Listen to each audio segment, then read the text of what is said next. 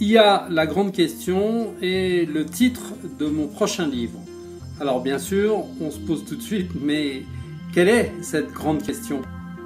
Ça peut se résumer par le futur a-t-il besoin de nous ou tout simplement l'avènement de l'intelligence artificielle représente-t-elle un danger mortel pour l'humanité?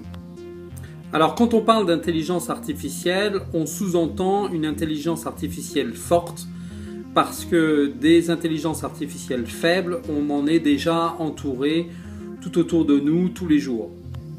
Le problème avec l'intelligence artificielle, c'est d'abord une question de définition. Comment peut-on arriver à la définir alors qu'on a déjà du mal avec les questions d'intelligence et de conscience, comme le prouvent les débats philosophiques depuis des siècles? Il y a pourtant un débat, une tendance à penser que d'ici quelques décennies, une intelligence artificielle forte, avec un niveau de conscience élevé, serait tout à fait possible. C'est ce que certains comme Kurzweil ont prédit, à savoir l'explosion incontrôlable de l'intelligence artificielle à partir d'un certain seuil. Avant d'aller plus loin, je vous propose un bref retour sur l'histoire de l'IA, afin de savoir de quoi on parle pour une fois. Bien sûr, on peut toujours extrapoler de ce qui s'est passé précédemment, mais tout le monde s'accorde pour dire que les vrais débuts de l'intelligence artificielle remontent à 1956, pendant l'été, lors d'une conférence qui s'est passée au Dartmouth College. C'est à cette occasion qu'une dizaine de scientifiques se sont réunis pendant 2 mois de façon à définir les bases de ce qui allait devenir l'intelligence artificielle. C'est à la suite de cette conférence qu'a débuté cette première phase qu'on a appelée l'âge d'or, qui se caractérise par beaucoup de fonds consacrés à des projets de recherche et même la création d'un premier langage de programmation consacré à l'intelligence artificielle, le LIPS. C'est pendant cette période, en 1966 par exemple, qu'a été créé le premier logiciel de conversation à peu près crédible, à savoir ELIZA. Après ces premiers succès, vint une période de doute et de remise en question qu'on a appelée le premier hiver de l'IA. Un exemple de cette remise en question réside dans le problème de la chambre chinoise, où on postule qu'une personne enfermée dans une chambre et recevant des phrases écrites en chinois et se servant d'un livre d'instructions n'aurait pas pour autant la capacité véritable à traduire le chinois. Après cette première crise de l'intelligence artificielle, vint le boom des systèmes experts dans les années 80, avec des succès limités mais bien réels. Bien évidemment, la mode des systèmes experts n'a pas duré et il s'en est ensuivi un second hiver, une deuxième crise de l'intelligence artificielle avec un retrait des recherches et des fonds. Depuis le milieu des années 90, le recours à l'IA s'est banalisé et on la retrouve à peu près partout, que ce soit dans les armements, les jeux vidéo ou les programmes spatiaux. Quelques événements notables ont marqué cette évolution, avec en particulier, en 1997, la première victoire d'un programme informatique face à un grand maître des échecs, le champion du monde, Garry Kasparov. Plus récemment, c'est la victoire du programme Watson d'IBM dans le jeu télévisé Jeopardy face aux champions de cette catégorie. Mais à travers ces différents exemples, ce qu'on a autour de nous, c'est ce qu'on peut appeler une IA fragmentée, une IA spécialisée. Le vrai défi, c'est quand apparaîtra une IA globale qui sera capable d'avoir une vision globale de son environnement. Pourquoi se poser la question aujourd'hui alors que l'IA est un sujet de recherche depuis maintenant plus de 60 ans? Eh bien, c'est justement parce qu'un certain nombre de personnalités qu'on pourrait croire favorables à l'évolution technologique, comme Elon Musk, le patron de Tesla, qui s'expriment, éventuellement même écrivent des articles pour nous avertir du danger de cette évolution.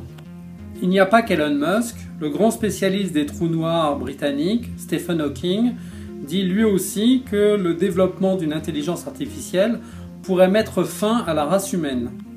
Même écho du côté de Bill Gates, le célèbre fondateur de Microsoft, qui dit que le développement de l'intelligence artificielle représente un danger et qu'il ne comprend pas pourquoi plus de personnes ne sont pas inquiètes à ce sujet.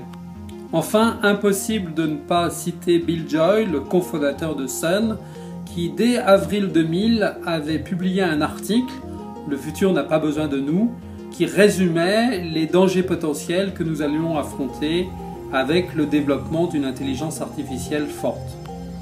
Il y a également le cinéma qui exploite ce sujet, les dangers de l'IA, depuis un certain nombre d'années, dans quelques films phares que nous allons passer en revue.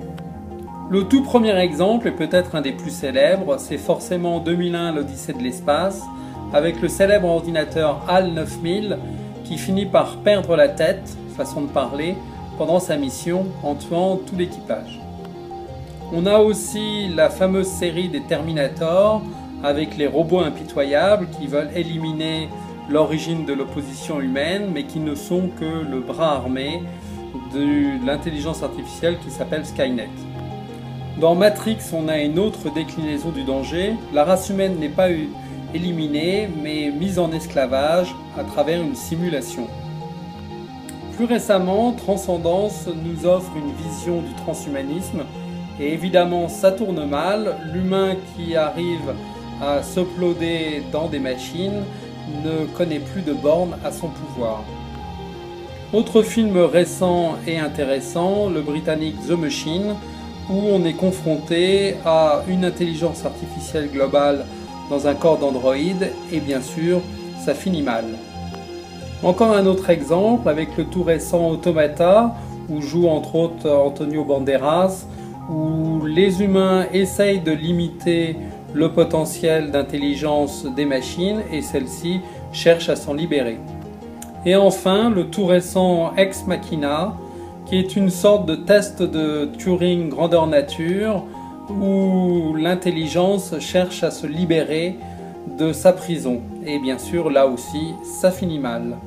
Malgré tout ce battage, la question qu'on est en droit de se poser, c'est que la notion de singularité et de transhumanisme qui sont actuellement à la mode, peut-être après tout n'est-ce que des mirages, des horizons qu'on n'arrivera jamais à atteindre.